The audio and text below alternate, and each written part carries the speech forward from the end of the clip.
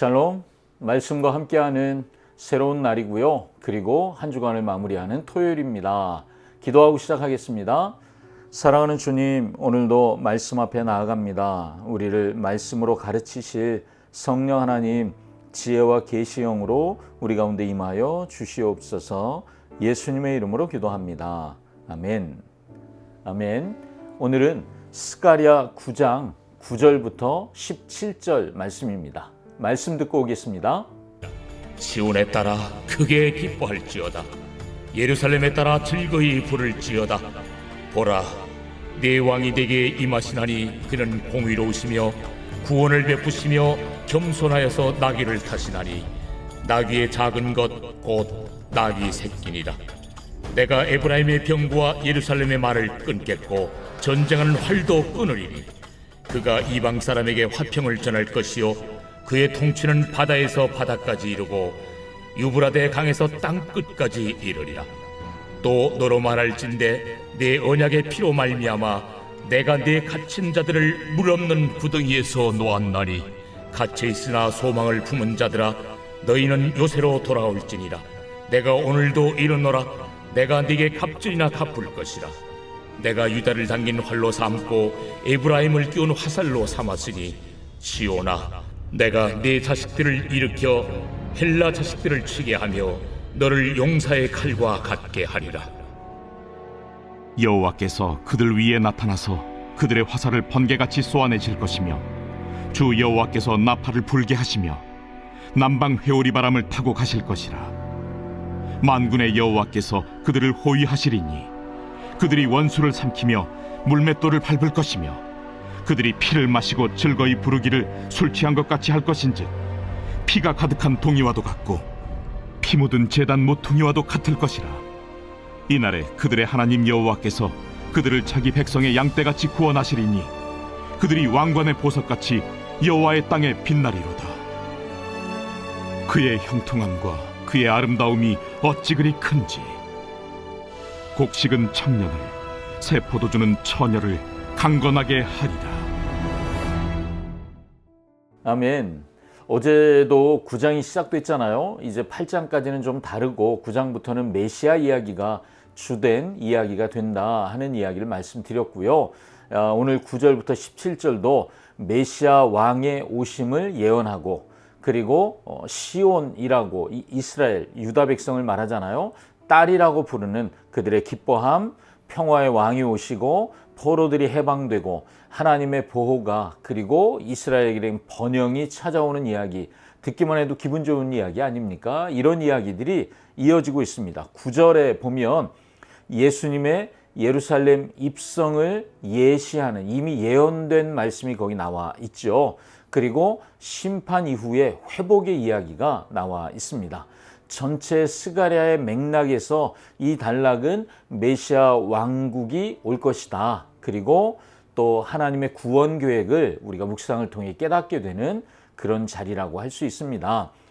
9절 말씀 한번 보실래요? 시온에 따라 크게 기뻐할지어다. 예루살렘에 따라 즐거이 부를지어다. 보라, 내 왕이 내게 임하시나니 그는 공의로우시며 구원을 베푸시며 겸손하여서 나귀를 타시나니 나귀의 작은 것 곧 나귀 새끼니라. 자, 왕이 오신답니다. 겸손의 왕이 오신대요. 그래서 이 왕은 놀라운 말이 아닌 나귀를 타고 오십니다. 예루살렘 백성들이 기뻐할 이유가 있습니다. 그들을 구원할 왕이 오고 계세요. 그 왕의 통치가 이제 그들 가운데 임하게 될 것입니다.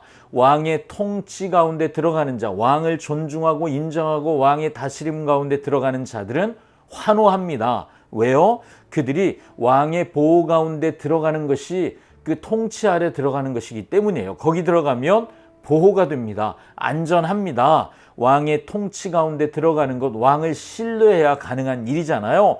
그래서 기꺼이 왕을 신뢰하고 믿는 사람들만 들어가는 거죠.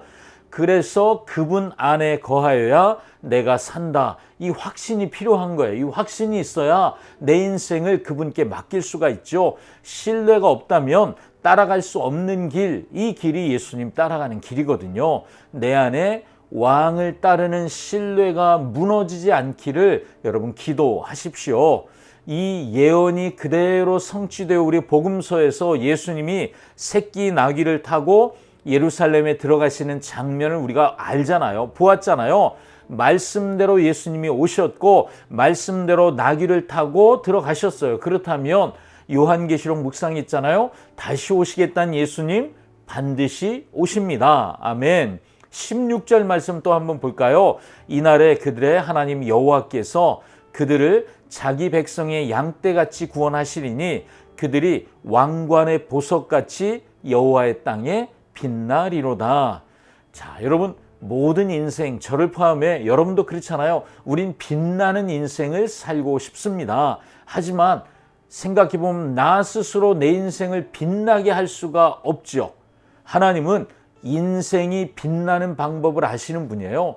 내 인생이 어떻게 하면 빛을 낼 수 있는지 아신다고요. 그래서 그 방법을 하나님의 구원 가운데 들어오면 알 수 있다고 말씀하시는 거예요. 여러분, 우리가 빛나는 인생을 살길 원하신다면 왕의 통치 가운데 들어가야 하는 것입니다. 내가 나를 지킬 수 없잖아요. 이 세상이 그렇잖아요. 그런데 하나님의 통치 가운데 들어간다. 그것은 우리가 할 수 있는 최고의 선택, 최선의 선택인 거죠. 줄을 잘 서는 것이 나를 빛나게 한다는 말씀이에요. 어떤 줄이요? 예수님께 줄 서는 거죠. 예수님만 신뢰하고 그분을 따라가는 줄에 함께 서는 거예요. 하나님은 심판의 주님이십니다. 그리고 동시에 치유의 주님이십니다. 하나님 안에 거하면 회복됩니다. 창조의 그 모습으로 치유됩니다. 그래서 하나님은 나를 부르시는 거예요. 너 내 통치 아래 들어와. 내가 너를 치유할 거야. 내가 너를 회복할 거야. 나의 안에 거해야, 그래야 그 안에서 살 수 있어. 오늘도 나를 살리길 원하시는 아버지의 마음, 그 마음을 저도 여러분도 배울 수 있기를 원합니다. 자, 아버지의 마음을 흉내낼 수조차 없다는 사실, 우리가 말씀 앞에서 절감하게 되잖아요. 난 이렇게 못해. 어제도 우리 묵상했잖아요. 블레셋, 틈만 나면 이스라엘을 괴롭히던 블레셋도 용납하시고 그들도 구원의 백성 속에 품어주시는 그 하나님 아버지의 사랑, 그 마음 내게 없어요. 그런데 아버지를 바라보면서 아버지의 마음을 배워가는 거죠. 하나님 아버지의 마음을 배우는 일 쉽지 않죠. 내 안에 없는 아버지의 마음 다시 채워지기를, 그래서 우린 기도해야 됩니다. 하나님, 내 마음에 하나님 아버지의 사랑이 텅 비어버렸습니다. 아버지의 사랑이 필요합니다. 러브 탱크가 비었습니다. 채워주십시오. 이것이 우리의 기도가 되어야 할 줄 믿습니다. 묵상의 포인트를 짚어볼까요? 첫 번째, 메시아의 겸손을 우리가 배울 필요가 있습니다. 나귀를 타고 예루살렘에 들어온 왕, 겸손의 왕이시잖아요. 왕이신 예수님의 겸손, 우리가 한번 생각해 볼 필요가 있죠. 동시에 나는 나에게 주어진 권위, 그것이 부모로서의 권위든 아니면 직장에서 어떤 대표 책임지는 권위든 그 권위를 사용하는 데 있어서 예수님처럼 겸손하게 사용하는 사람인가요? 나는 권위를 어떻게 사용하는 사람입니까? 묵상해 보시죠. 두 번째는요, 희망을 놓지 않는 거예요. 희망의 회복을 묵상해 보시죠. 갇혀있는 자들이 해방되는 것을 11절, 12절에 말씀하시거든요. 읽기만 해도 힘이 납니다. 그렇다면 현재 나의 삶에 하나님은 언제든지 나를 해방시킬 수 있는 분이시잖아요. 그렇다면 생각해 보자고요. 나를 묶고 있는 것들이 뭐가 있을까요? 여러분, 염려와 걱정과 두려움이 나를 묶을 수 있잖아요. 또 다른 것들이 묶을 수 있거든요. 고집과 그리고 바뀌지 않는 태도들이 나를 묶을 수 있어요. 사탄의 거짓말이 나를 묶을 수 있어요. 그렇다면 그것으로부터 해방되길 원하신다면 오늘 기도의 자리에 나아가 보시죠. 하나님, 나를 해방시켜 주십시오. 아멘. 기도하겠습니다. 하나님, 나를 채워주십시오. 하나님의 사랑으로 풍성하게 채워주셔서 아버지의 마음으로 넉넉하게 사랑을 나누는 자 되게 하여 주시옵소서. 주님, 나를 묶고 있는 것들로부터는 자유롭게 해 주시옵소서. 그래서 더 자유롭게 주님을 예배하며 찬양하게 해 주시옵소서. 예수님의 이름으로 기도합니다. 아멘. 아멘. 토요일입니다.